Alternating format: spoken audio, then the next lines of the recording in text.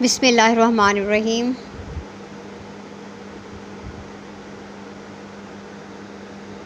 This is Shazia Rahman. Today I'm going to deliver my fourth lecture on novel. And I'm going to start the reading and explanation from the mid of passage number 4. Yes, this is the mid of passage number 4. Chips often thought, as he sat by the fire at Mrs. Wickett's, I am probably the only man in the world who has a vivid recollection of old Weatherby. Vivid, yes. It was a frequent picture in his mind that summer day with the sunlight filtering through the dust in the Weatherby study. Yes, now have a look at the meaning. Chips often thought.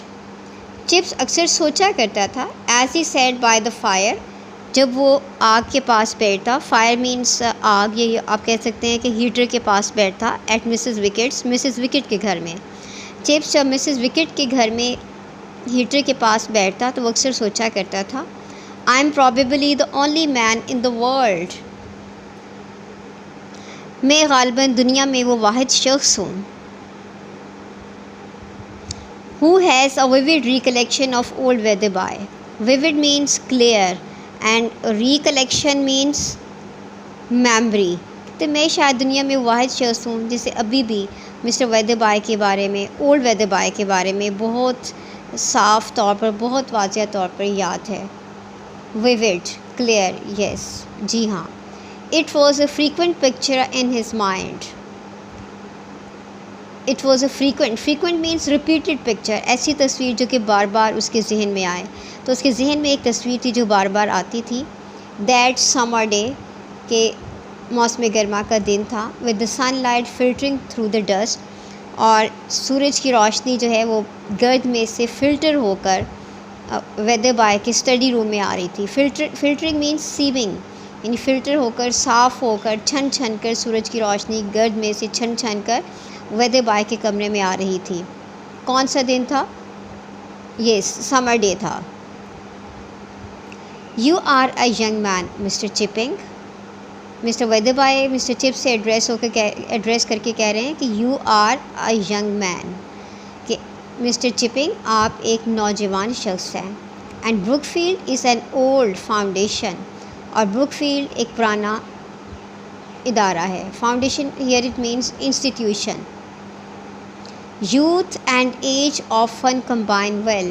Youth means जवानी and age means old age. जवानी और बढ़ापा often अक्सर combine means mix up होना, well अच्छे तरीके से. जवानी और बढ़ापा अक्सर औक़ात बहुत अच्छे से mix up हो जाते हैं. Give your enthusiasm to Brookfield and Brookfield will give you something in return. Give your enthusiasm. Enthusiasm means जज्बा, zeal, passion. कहते हैं कि आप ब्रुकफील्ड को अपना जज्बा दें. And Brookfield will give you something in return, और ब्रुकफील्ड भी आपको इन रिटर्न मीन्स जवाब में कुछ देगा. And don't let anyone play tricks with you, और किसी को भी अपने साथ चालें चलने की इजाज़त मत दें. मजाक करने की, आपके साथ मिसबिहेव करने की इजाज़त मत दें. I uh gather that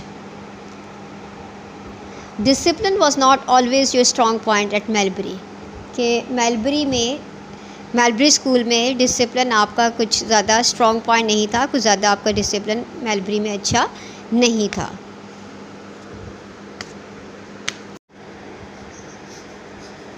now it is passage number 5. Well, no perhaps not sir. जी हाँ जनाब, शायद नहीं. Never mind, you're full young. It's largely a matter of experience. Never mind, बिल्कुल फ़िक्र नहीं करें. You're full young, आप पूरे जवान हैं. It's largely a matter of experience. Largely means it's mostly a matter of experience. तजर्बे की बात होती है, ये ज़्यादातर तजर्बे की बात होती है. यानी क्लास में डिसिप्लिन मेंटेन करना, बच्चों को डिसिप्लिन से बिठाना, उनको पढ़ाना, ये ज़्यादातर तजर्बे के ऊपर डिपेंड करता है. You have another chance here. आपको यहाँ एक और मौका मिल सकता है. Take up a firm attitude from the beginning. Firm. Firm means strong, strict. Attitude means behavior. शुरू से ही आप सख्त रवैया रखें. That is the secret of it. और यही कामयाबी है. यही कामयाबी का secret means राज है. तो यही कामयाबी का राज है. Now please come at passage number 6. Perhaps it was. गालिबन यही था. He remembered that first tremendous ordeal of taking prep. He remembered, उसे याद था, that first tremendous ordeal. Tremendous means very large, huge. Ordeal means trial, आजमाइश. Of taking prep, उसको या वो अभी भी जो है अपनी पहली कड़ी आजमाइश को, जो कि बहुत बड़ी कड़ी आजमाइश थी, उसको याद रखता था. A September sunset. It was a month of September. ये सितंबर के महीने की बात है. सनसेट और टाइम कौन सा था? It was almost the time of sunset. सूरज ग्रूब हो रहा था. More than half a century एगो.